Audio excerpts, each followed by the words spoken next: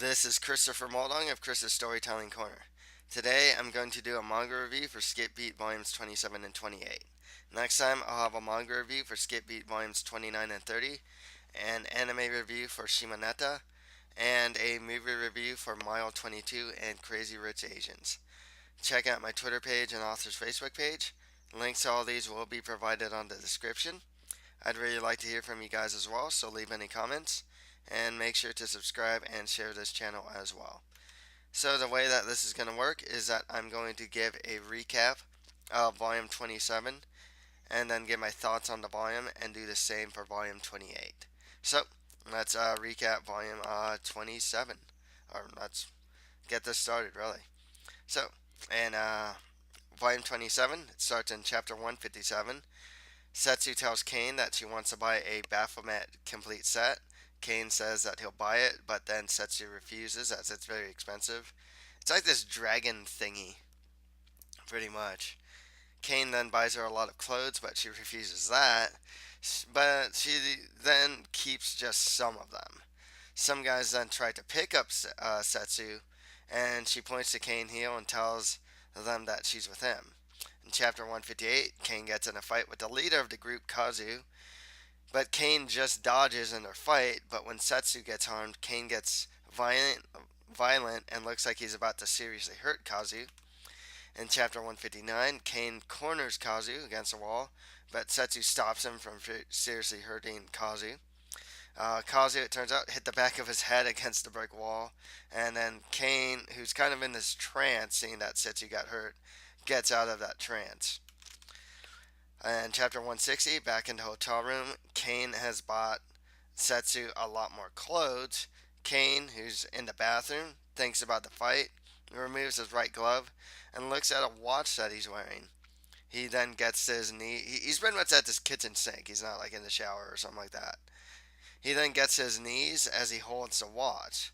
Setsu's holding a ladle, and she's like standing next to the bathroom door, and she notices that Kane has been in the bathroom for a while.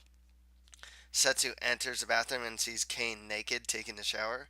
Kane asks if she wants her to join him, and she tells him that she would, but she's cooking and leaves. Outside, Setsu just totally freaks out. She's pretty much Kyoko at this point. Later, Setsu finds the watch and sees that it stopped at the time of uh, 2:13. Chapter 161, Kane worries because he left his watch. Setsu worries that what she'll wear getting out of the bath, and then she kind of turns back into Kyoko and she calls Yashiro and asks about Ren's schedule for tomorrow. She also reveals to Yashiro that she's playing Setsu. We're then shown a scene of Jelly Woods. They call her 10, that's her nickname. We don't know why that's her nickname. So Miss Jelly Woods meets Kane and Setsu in the underground parking lot, and there's a trailer there, and President Lori is there and talks with Ren. Ren tells President Lori that he doesn't need a good luck charm after all. Chapter 162, Ren meets with Yashiro. Yashiro tells Ren that if things get difficult with Kyoko, he can consider the option of having Setsu just disappear. Not in the sense of like kill her, but just like, hey, no one actually knows besides like what 4 people about this arrangement. So if Setsu's gone, no one's gonna be the wiser. President Lori apparently told Ren that if Ren wants to fire Kyoko, then Ren has to do it himself. We're then shown Kyoko playing Natsu in Box R, and it turns out that Ren is shooting Dark Moon right next to where they're shooting Box R. Kyoko sees Ren from afar. In chapter 163, Ren is going to do a car chase scene in Dark Moon. I think it's the final scene of Dark Moon, actually. Kyoko, dressed as Natsu, goes to Ren's bus, and it stops so Ren can see her. Ren reveals that he is going to do the car stunts by himself without a stuntman. Kyoko tells Ren that he doesn't need a good luck charm because she believes he won't be in danger. At the end of the volume, the necklace that's holding the Princess Rosa that Kyoko's wearing comes off. It like breaks off. So, some thoughts on the volume. we got the Setsu and Kane heel dynamic, and that's really what's been established so far. You know, Setsu is definitely the opposite of Kyoko. She dresses in much more revealing attire, a little more playful, a little more um, energetic, a little more spoiled because she's spoiled by Kane. And Kane, you get to see a different side of Kane heel in the sense that he's this dark brooding guy, except when it comes to Setsu. They almost have, it has to be said, they almost have an incestuous relationship. I mean, it's a case of just like Setsu is cool with seeing Kane heel naked. Kane is cool with asking his sister to join him in the bathtub or in the shower, excuse me. So, I mean, they got this weird, like I said, it's they have a very close to an incestuous relationship going on. Um, it's not helped in the sense that Setsu and Kane are in the same hotel room because Kane's obviously going. Kane or Ren has a lot of demons, and I think Kane brings out these demons, with his past and whatnot, and that's really shown by the watch. Okay, hey, we're now introduced to this new item, the watch. You know, there are a couple items in the Skip Beat universe that are very apparent, that play a role. The Love Me uniform, for example, the bow costume, we have the watch, the Princess Rosa. So now we there's kind of like the mystery of the watch. Okay, it stopped at this one time at 213. Where did he get it? What does it symbolize? Why does he have it? Why does he continue wearing it? Why is it so important? There's a lot of questions in regards to the watch that I guess we'll find out in later volumes. Um, we are also it is also becoming apparent that this relationship might be a bit difficult for Ren, as now he's now put in a position where he can fire Kyoko, and everything will be all good. Um, Ren's usually cool, calm, and collected, and he obviously loves her. She we can assume that Kyoko loves Ren, but it's not as apparent. I guess I think it's a little more apparent on Ren's side at this point than it is on Kyoko's side. Right now, it's still in this weird phase of like admiration and respect, and it's not really love quite yet when it comes to Kyoko's feelings towards Ren. Um, we're also informed that Ren is gonna do this car stunt scene. Now, okay, it's manga, it's media. You can't have a scene like this. It's apparently kind of dangerous, and nothing happened. So, I mean, we don't really know what's gonna happen, but I'm going to assume a bit strongly here that things are going to head south quite quickly when it comes to this car stunt scene. Physically, mentally, we don't know what this is gonna do. Does he crash and get burned in a car, in an exploding car, or like, is that the end of Red? Is that the worst case scenario? Probably not. Can he crash? Sure, that is very much a possibility, though. So we'll see. And it also doesn't help that the Princess Rosa just kind of came off very suddenly. That really points to bad luck, and it's just it's just foreshadowing. Things are not gonna be so hunky dory moving forward, as far as this car stunt scene goes, at least. So before we get into the next volume, I'd like to plug my author's website at www.chrismoldong.com, and you can read a new blog post there every week. Also, do you like anime? Do you like action, adventure, fantasy, crazy new worlds, various kooky characters? Then buy my book, The Mustard Prince in the Condiment Kingdom, for just $4.99 via ebook on Amazon.com or on my author's website. Links to buy it will be provided on the page description. Also, just to tell you, make sure to subscribe or to this channel if you're on YouTube. Follow me. Is it? Yeah, follow me on SoundCloud as well. So let's go to volume 28. Chapter 164. Kyoko tells everyone that the clasp to her necklace was just loose.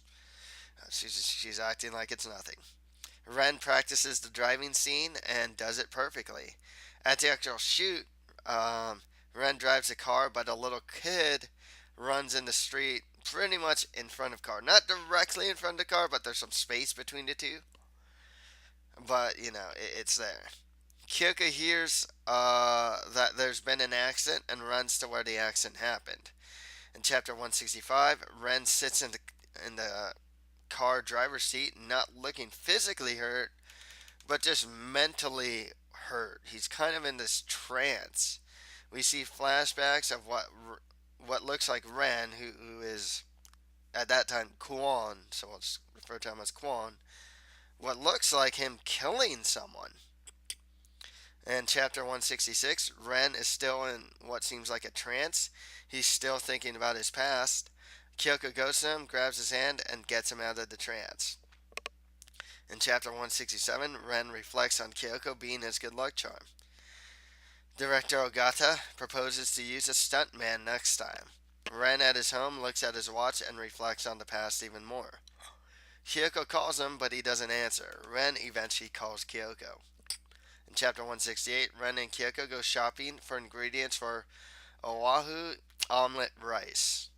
They go to Ren's place, and Ren makes this omelet. It looks and tastes awful. Ren says it's awful, yet forces himself to eat it. In chapter 169, we're shown a flashback of Kwon making omelet rice, and it's terrible. Ren finishes the omelet rice and refuses to take antacids. Kyoko reveals that it seems like he's doing this for some form of good luck. Kyoko then, at the end of this chapter, gives Ren the Princess Rosa necklace. And chapter 170, there is apparently going to have a farewell Dark Moon party, and President Lori wants to crash it. But Mr. Sarara tells him not to. Moko sees Kyoko, but Kyoko for some reason has her saleswoman smile. Kyoko tells Moko that she has nothing to wear for the party. Moko suggests that maybe she doesn't want to attend the party at all, and Kyoko gives her the saleswoman smile again and leaves. Kyoko recalls her conversation at Ren's home, and she reveals that the last lock from her box has unclicked. Ooh. So, pretty much that last conversation being when she gave the necklace to the Princess Rosa to Ren, and I think they were holding hands too, as she was giving it to him. The volume ends with her revealing that she experienced that emotion not so long ago. So, some thoughts here. Ren got into the accident. I said it in the last volume. I mean, okay, he wasn't physically hurt, but obviously he's mentally unstable. I mean, there's something with Ren here, and if I'm gonna be realistic here, okay, I'm gonna say this right now. Like, all these people are got some issues. Ren's got some issues. I mean, he's got some issues. I don't know what this guy wants. I don't know. If you think about it logically, I don't know how this guy can wake up in the morning, no less have a possible relationship with Kyoko. granted, Kyoko kind of gets him out of his like trances and makes him forget things and makes him see happier times. So maybe it's therapeutic for Ren to have Kyoko around. I mean, not maybe, it is. But man, this guy's got some issues, and yeah, we saw the Princess Rosa changing hands back to Ren as a form of good luck, I guess, and it's a symbol of, you know, just Kyoko wanting Ren, wanting the best for Ren. It's kind of a sign of what's to come. I think that was kind of that gesture was the thing that probably unlocked the box or took out the last lock, the proverbial lock. Um, so that's really interesting. Where are we going from here? We got this whole thing with this omelet, and I got it. It's like the thing with Ren is this guy is a really diligent guy, and it's like if he does something wrong, he's the type of guy that needs to suffer for it, I guess. And I guess his form of suffering is to eat this terrible omelet. Hopefully, it'll give him good luck. That's the thing with Ren in his past, man. It's just it's very weird. It's very dark and it's very grim. But the guy may have killed someone. I mean, that's the other thing too. We don't really know the story of his past. We're getting fragments of it. We apparently he had a friend. I don't know his name. It's like Kurt or something like that, Kirk or something like that. And I guess he lived with him and hung out with him and whatnot. I don't know what it was about him being dead. Like one of Ren's friends dead, and there's a woman there and whatnot. Who are these people? What did Ren do? Did Ren kill some? Or it's not even Ren. It's Kuon. So did Kuon kill someone? Is Kuon a murderer? You know. Um. But the thing with this Kuon is that this is like teenage Kuon. I don't think this is the Kuon that Kyoko met in the forest. That's a fairy. I think this is a different Kuon. I think Ren has alluded to. Um, so I mean, he's got some issues going on, and right now Kyoko's got some issues too. We got this party upcoming, and Kyoko obviously doesn't want to go. Um, I would assume that she doesn't want to go because of Ren. And she's lying to her friend, her best friend, Moko, about what's going on. I mean, and she's the one that wants Moko to open up to her. And Kyoko can't even truly tell everything to Moko. That's how crazy this situation has been. I'm sure we're going to see this upcoming party. It would not surprise me if President Lori has some sort of involvement in this party as he wants to go. And he is the president. He kind of gets whatever he wants, he gets. So we'll kind of see where this whole thing kind of goes.